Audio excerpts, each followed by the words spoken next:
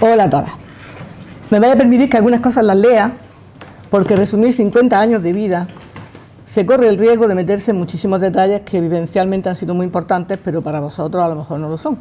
Entonces algunas cosas las voy a leer como disciplina de concentración. También he preparado algunas imágenes.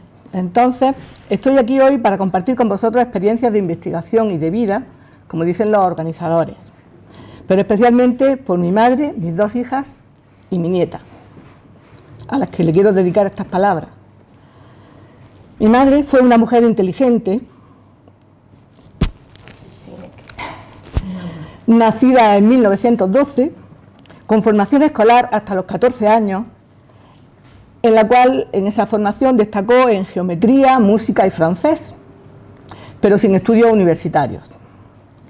Siempre añoró haber estudiado más, una carrera universitaria como sus hermanos varones, o como una amiga interna en el mismo colegio, pero que era de Madrid, y de mayor estudió Derecho.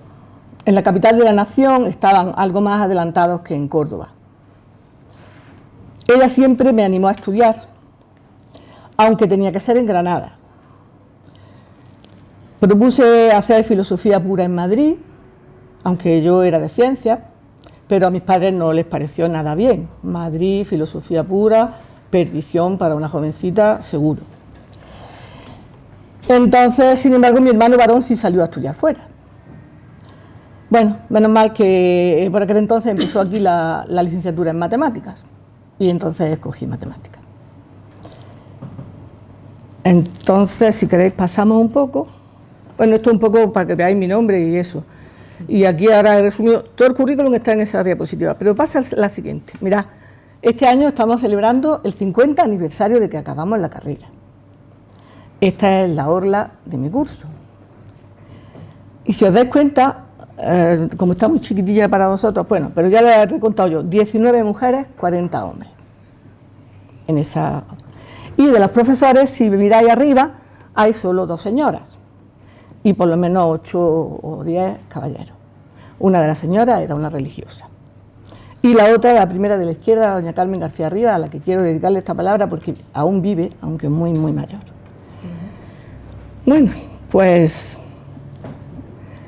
cursé esa carrera sin dificultad extrema, aunque era muy dura. Y en el último año me quedó una asignatura, eso era corriente que te quedara algo, y mientras estaba preparando esa asignatura me buscaron para trabajar.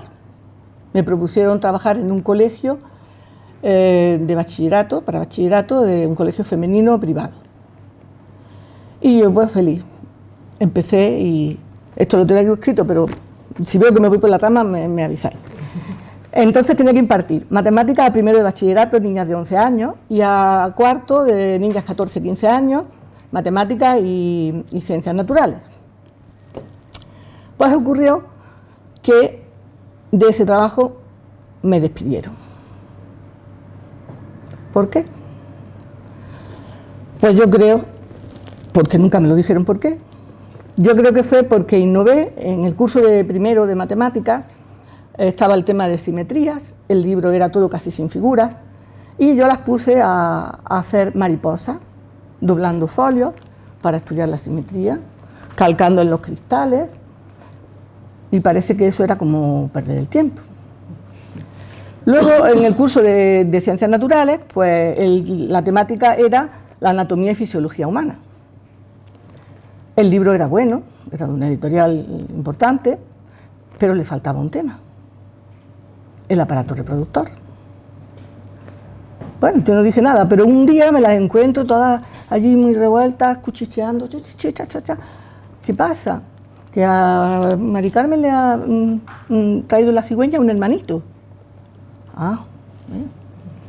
Y estamos aquí un poco con esto de la cigüeña.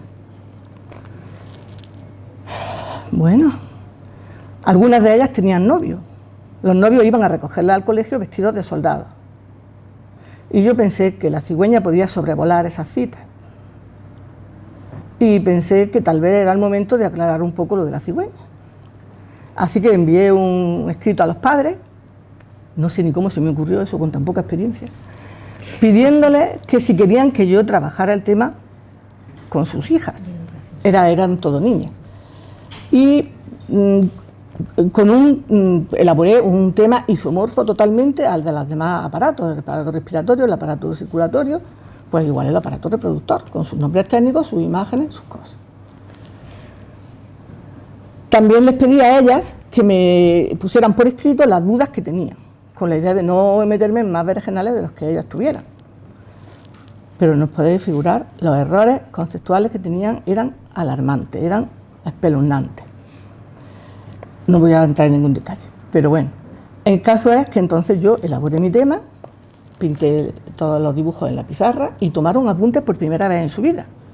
No sabían tomar apuntes, pues allí tuvimos toda la paciencia que hizo falta hasta que ellas copiaron, escribieron su tema completo. Bueno, pues cuando llegó final de curso me dijeron que no había horas para mí el año siguiente, sin ningún motivo. Yo me temo que fue por eso, pero no lo sé. No lo sé. Ahora, ahí os cuento esto, sí, da igual. Os cuento esto porque eso marcó drásticamente mi futuro profesional. Entonces yo sin trabajo, pues en junio, pues en septiembre, enseguida me pude incorporar a la escuela universitaria que ahora es esta facultad. Entonces había un boom de alumnado, bastante boom, y entré, pues me llamaron inmediatamente. Así que tuve suerte, aunque lo que sí comprobé en esa experiencia es que me gustaba muchísimo la enseñanza. Y me gustaba mucho la enseñanza con niños, con jóvenes. O sea que, en realidad, pues después yo temía que esto me fuese a gustar menos, el enseñar a maestros. Entonces, pues no sé por dónde ha salido por aquí.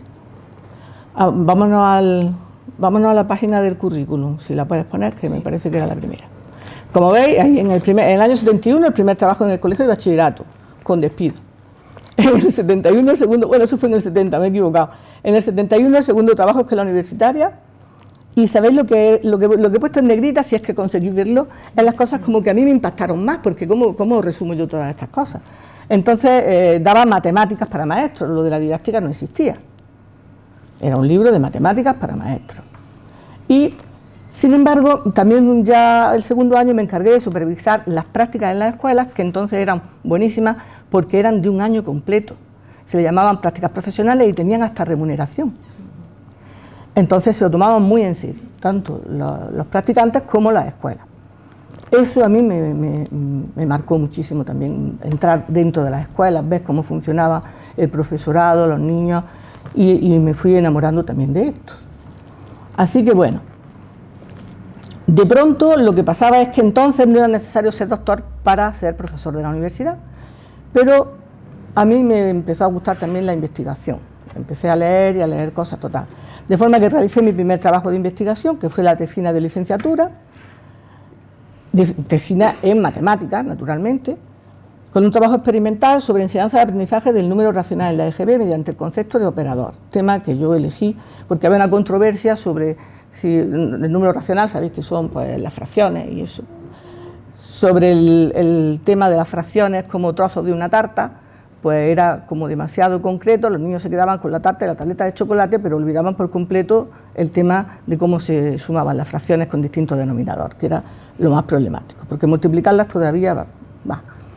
Así que me interesé por meterlo con un fundamento teórico que pudiera permitir dar una definición de suma de fracciones diferente, que fuera más asequible y más lógica sobre todo, no porque lo dice el libro.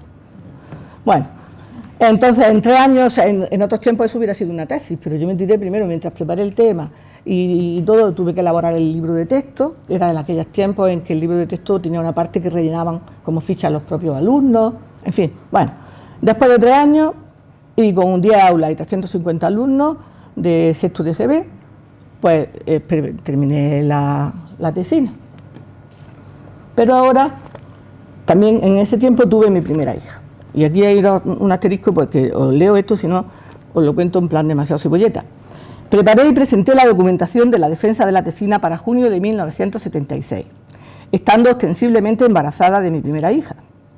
Pero me dijo el tribunal que tenía que esperar, a que se terminaran y presentaran otros trabajos de varios chicos que también estaban haciendo la tesina, para defenderla todos juntos. ¿Cómo se iba a reunir el tribunal en junio nada más para mí?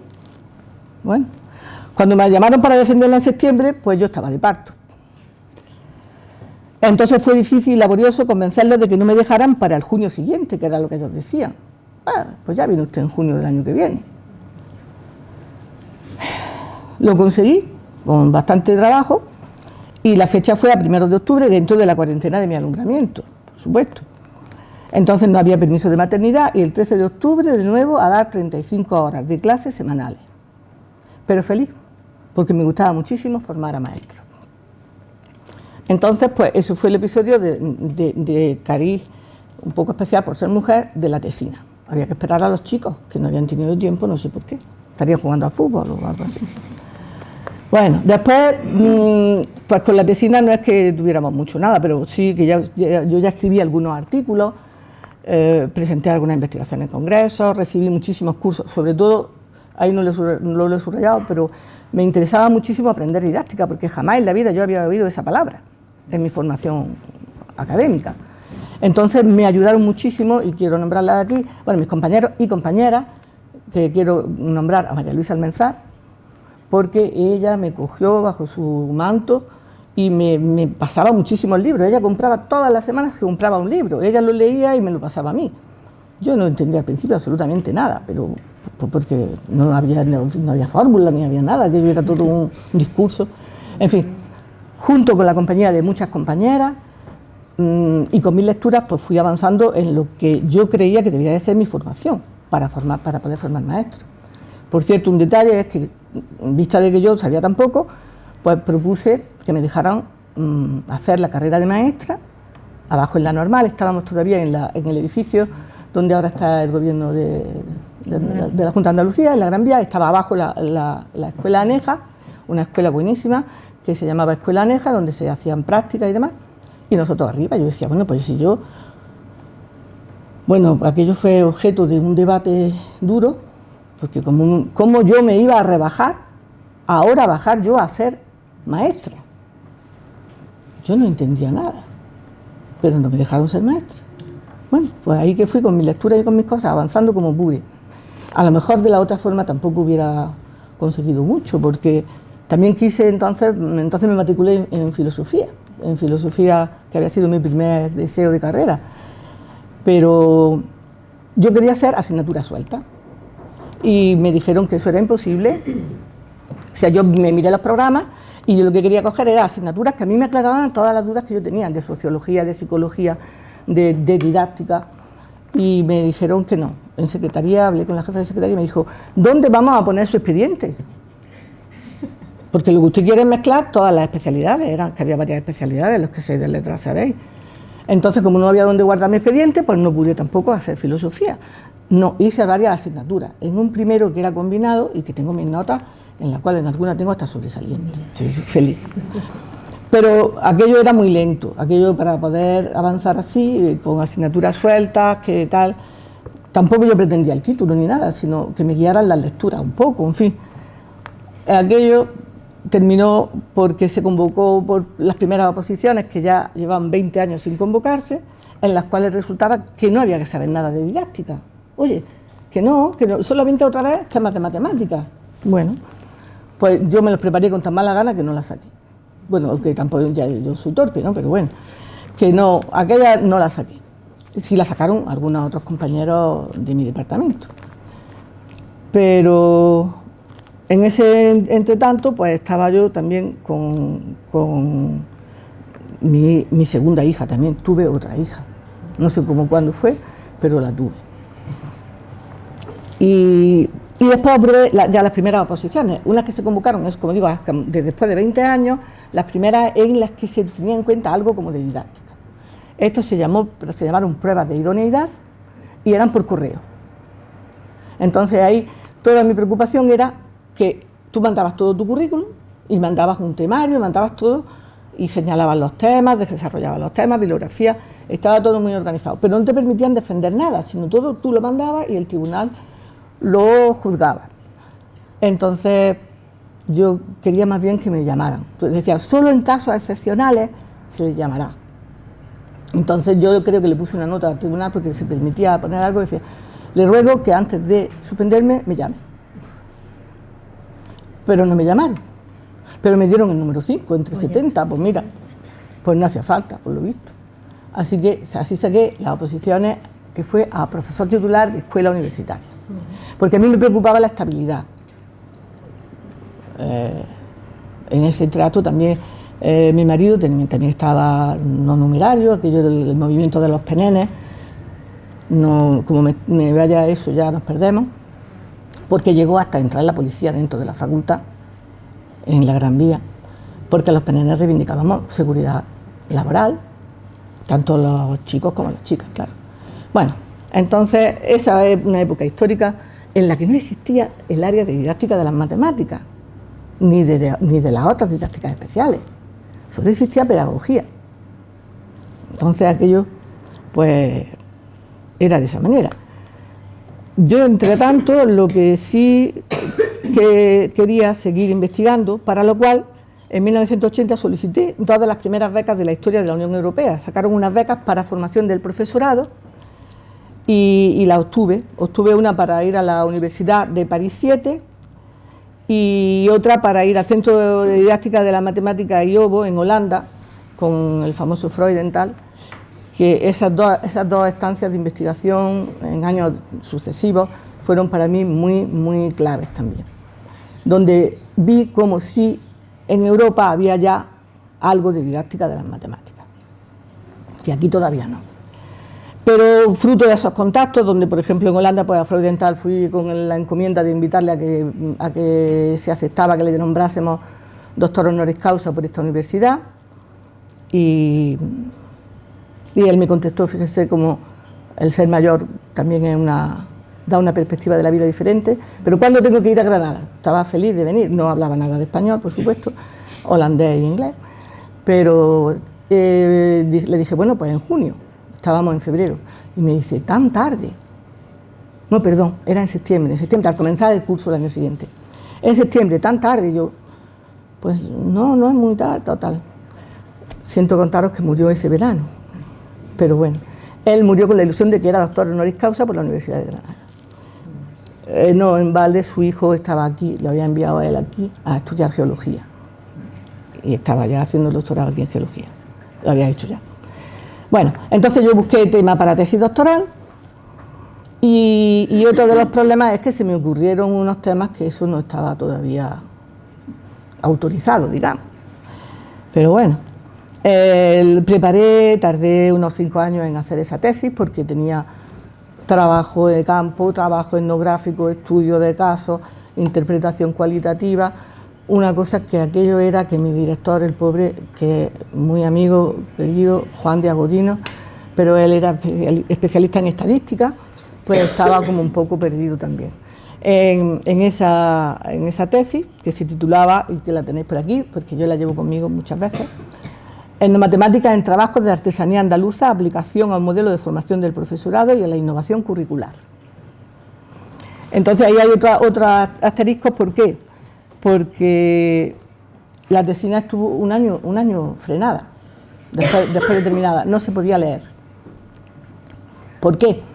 Porque no se había leído todavía ninguna en didáctica de las matemáticas, aunque sí habíamos conseguido con los contactos algunos de los contactos que yo hice en estas estancias, vinieron profesores de fuera y montó Luis Rico un doctorado en didáctica de las matemáticas que se celebró el primero de España aquí en mi departamento en Granada.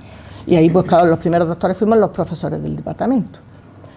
Pero claro, ¿cómo se me había ocurrido a mí tamaña locura de coger una visión de las matemáticas que mezclaba las matemáticas con los trabajos artesanales? ¿Pero qué saben los artesanos? Efectivamente, cuando yo estaba con ellos, que estuve muchísimo tiempo con ellos en sus talleres, me decían, pero señorita, si yo de matemáticas no sé nada, si yo no fui a la escuela, si a mí me pilló la guerra. Ellos no saben nada de matemáticas, ahora veréis las cajas que hacen de artesanía, si saben matemáticas o no. Saben las matemáticas que tienen que saber para su tarea profesional. Y esas matemáticas también son matemáticas, porque es un conocimiento profesional. Igual que hay conocimiento cotidiano. Pero los matemáticos jamás habían atisbado lo que es el relativismo epistemológico. Y no podían aceptar que se le llamara conocimiento matemático a lo que hacían los artesanos. Así que después de un año esperando y pasando por delante otras tesis que eran de unos temas más ortodoxos, digamos, pues ya por fin la leí en el 85. Para no aburrirnos más, en el 87 obtuvo la tesis de un premio internacional, en una convocatoria competitiva. Después también oposité a profesor titular de universidad, escribí más artículos, conferencias, cursos en Europa y América y coordiné el programa del doctorado en didáctica de las matemáticas, que es casi lo único que he hecho de tipo de gestión, he hecho poco. También organicé el primer Congreso Internacional de Etnomatemáticas, pero como en el currículo de una mujer no podemos olvidar que somos hijas, madres y abuelas. Entonces cuidé de mis padres, que estuvieron impedidos durante una década hasta su fallecimiento. En ese tiempo pude avanzar menos. Después oposité a cátedra de universidad, aunque ya tarde, pero desarrollé en todo este tiempo 4 líneas de investigación. Ahora os digo un poquillo cuáles son. El Grupo Internacional de Investigación, en el que yo me integré desde antes de hacer la tesis, bueno, recién hecha la tesis, se llama Grupo Internacional de Estudio en Etnomatemáticas, y bueno, me cabe la honra, el orgullo y la gratitud que tengo a los compañeros de ese grupo, de haber llegado a ser la presidenta del mismo, presidencia de la cual ya en el 18 renuncié para que pase más gente. Y ya está, y continúo en la UGR como profesora colaboradora extraordinaria, tengo todavía un curso de grado y una tesis doctoral en curso dirigiendo. Y ya está, y solamente si queréis, a ver, algo más. Bueno, estas son las personas de esa estancia, pero eran todos hombres, fijaros. Apenas había alguna mujer, había una tal Regine que sí también me... Pero ¿sabéis por qué tengo todos esos problemas? Porque yo veo las matemáticas como un trébol, os cuento solamente un pelín de mi epistemología. Con 3 hojas inseparables, un trébol tiene 3 hojas, pero no son 3 hojas sueltas. Es una ciencia, evidentemente, que es la ciencia que todos hemos estudiado en secundaria, yo profusamente en la carrera, pero es una forma de pensamiento individual de cada persona. Todas las personas pensamos matemáticamente. Eso es lo que tenemos que decirle a nuestros alumnos desde infantil hasta la carrera, que nadie es torpe para matemáticas, porque la matemática está basada en la lógica humana. Lo que a veces somos torpes somos los profesores de matemáticas. Bueno, una forma de pensamiento individual y un producto social y cultural, porque está totalmente condicionado por la historia y la cultura de cada persona, de forma que eso de que 2 y 2 son 4 en todos sitios siempre no es cierto. Yo he estado con los cabécares en Costa Rica, donde para ellos, antes de saber la cantidad de una cosa, les interesa saber su cualidad. Si es plana, si es alargada, es decir, si es una serpiente o es un pájaro que va volando, porque les puede costar la vida. Entonces tienen numerales diferentes, palabras diferentes, para 3 serpientes que para 3 pájaros volando. Y para 3 colecciones de racimos de plátano. No existe el 3, sino que va directamente 3 plátanos, dice la palabra, 3 racimos de plátano, etc. Es decir, la manera de pensar matemáticamente cambia mucho con las culturas.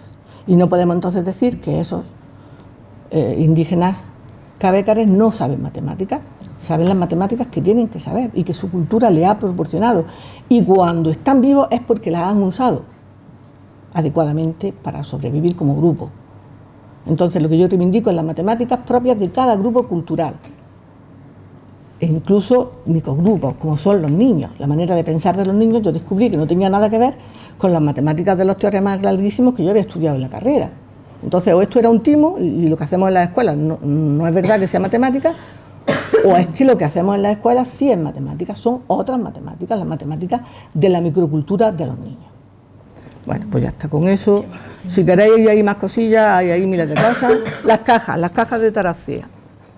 Fijaros, bueno, las conocéis todos si es que están ahí.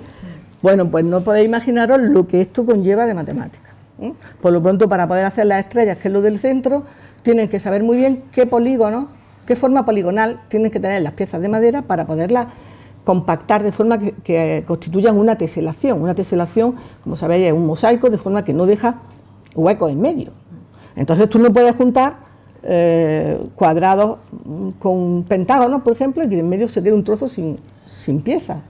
Porque la idea es recubrir un objeto de madera de forma que sea más bello y además dure más, en la época en que las cosas duraban varias generaciones, como está en la Alhambra, muchas de las piezas. Entonces no podéis ni imaginar la cantidad de matemáticas que tiene esto. Ahí hay traslaciones, giros, simetrías, formas geométricas, teselaciones, todo eso lo saben los artesanos. Y yo, mediante una técnica de investigación que se llama modelización, lo explicito. Pero luego hay la técnica de buscar las palabras de ellos, es decir, de la teoría emergente, de saber las palabras que ellos usan, porque ellos tienen su ciencia con sus palabras. Entonces, en esa investigación yo traté de rescatar su vocabulario y sus maneras de pensamiento, sus razonamientos lógicos, que no siempre coinciden con los nuestros, pero son los que necesitan para esa función. Entonces, no le deis una matemática de teoría de grupo a los barrenderos, pero no le deis la optimización del espacio que hacen ellos cuando barren a los que estudian teoría de grupo. Cada uno con su matemática resuelve problemas sociales igual de importantes, porque si no tenemos barrenderos ya sabéis lo que ocurre. Si no tenemos matemáticos, pues a lo mejor tampoco llegamos a la luna. Bien, cada uno con su matemática. Y eso los maestros lo tienen que saber. Pues nunca me han dejado poner una asignatura de matemáticas en las titulaciones, no sé por qué. En el doctorado ya por fin sí, pero tampoco siempre conmutativa, claro, porque estas son como cosas así un poco folclóricas, ¿no? Ahí hay unos estudios de que... Pero ¿qué me contáis de los empedradores? Que fue otra de las artesanías más importantes. Esos empedradores, que nunca me dejaban tirarme al suelo allí con ellos, sin embargo, tienen todos estos conceptos matemáticos: superficie arreglada y alabeada, semejanza, ángulos, proporcionalidad. Todo eso lo están usando ellos.